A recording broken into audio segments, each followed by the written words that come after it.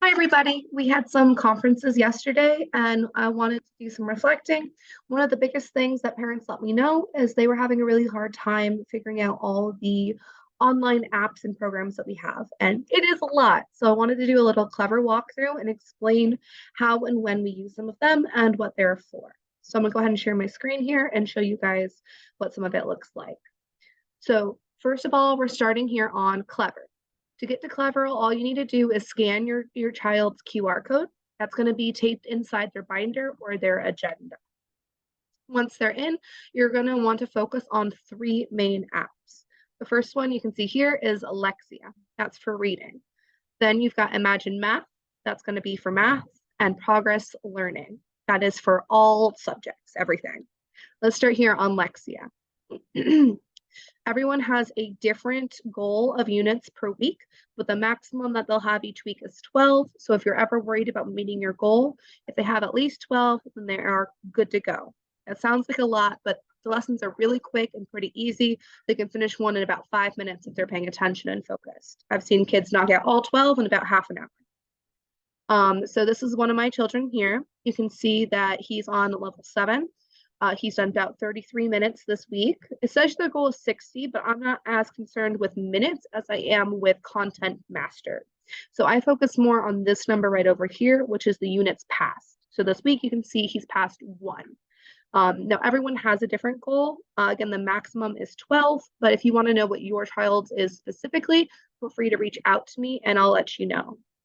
Once you see the screen, you'll just hit this little arrow down here and it'll have them do a warm-up activity. Once they've done that warm-up activity, you might get a little song and dance number like this. And then it's going to pop up with the different skills that they're working on. It gives them 5 different skills at a time. So you can see right now, this child's working on reversible letters, B, D, and P, silent E recognition, which is how we can turn a short vowel into a long vowel with a lot of 4-letter words, contractions and word families, picture match, and sentence comprehension.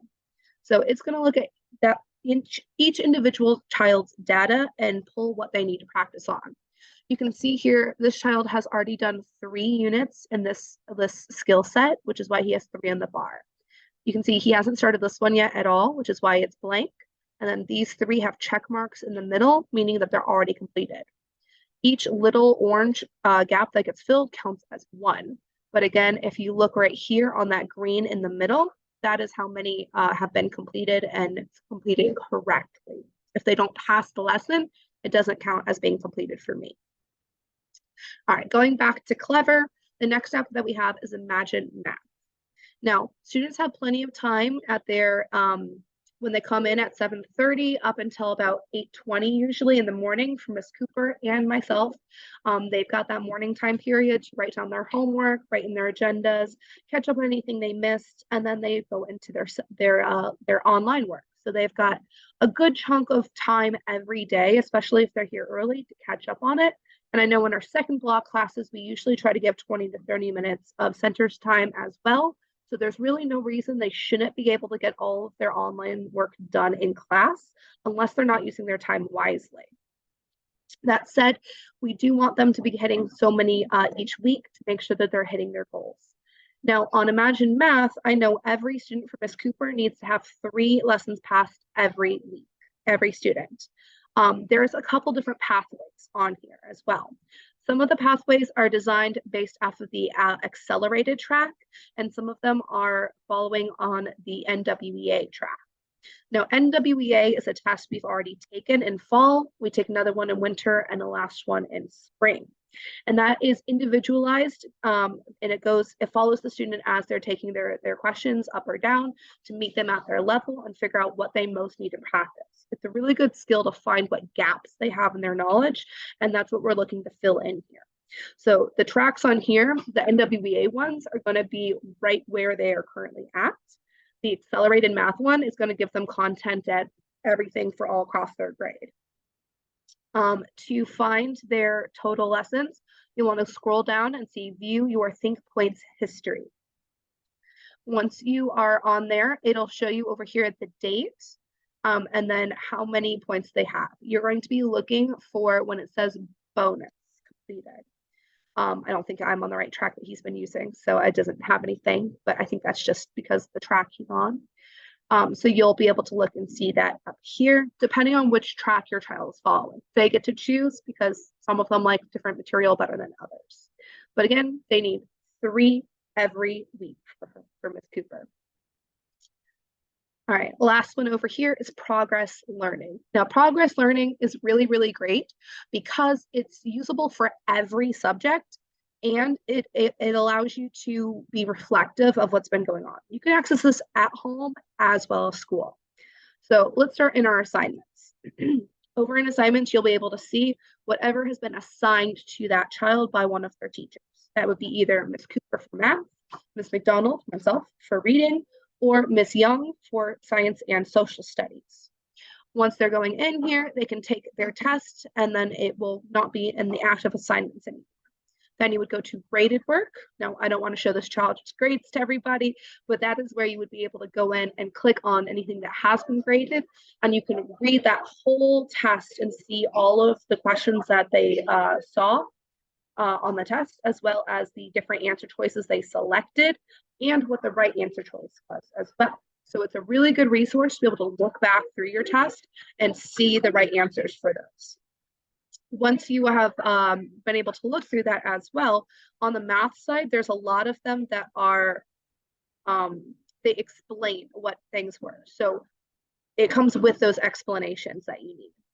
For reading, unfortunately, it doesn't do that, which is a shame, but you are able to read and you can see why this question was wrong and this question was right, and it helps you to break that down more in depth. Now, the real star, I think, over here is the My Study Plan. My Study Plan, I love, love, love, love, love, because not only does it have every single standard on the sides here for every subject. So for reading ELA, you can see the different standards here that we're working on. For math, it has the same standards here. For science, it has the same standards here as well. So whatever they're learning in any other classes, you can match that up here. And if you ever want to know what specifically those were, I know that numbers can be a little jibber-jabbery. There's all sorts of legalese going on with that because that's from the State Department. They make all of those. But on our newsletters, we break down what the standards are so you can mix and match and pair them up the way that you can make sure they're practicing what they're learning in school. Now you can see here right now, we've been working on our 1.1 and our 1.2, the first two on there for ELA. You can see he's already started his literary elements one. Now, what I really like is it has a video here to teach it to the kids. They can click on this, it'll give them a little video and they can learn more about it. And then they're able to go and do a practice question. Or actually, I believe it's 10 questions. So once you've hit the practice, it'll give them, and it's not easy. It's pretty challenging, which is about the level the tests are going to be too. Third grade is really tricky because there's a lot of stuff that's very advanced compared to what they're used to because they are no longer learning how to read. They are actively reading in order to learn new material.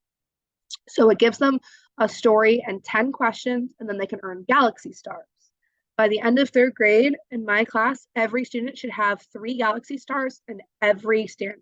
That's all of these guys. Yeah, it's going to take a while. It's all year long, all year long. But it's really good as well because when you do that, that makes sure that you are more comfortable with that material before a big tests, and you can make sure that you're covering anything that you might have missed on a day you were absent or late or anything like that.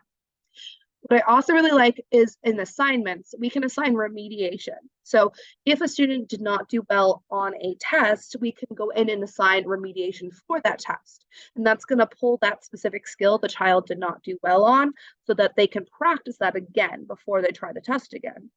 I'll make another video on our retake policies as well, so keep an eye out for that.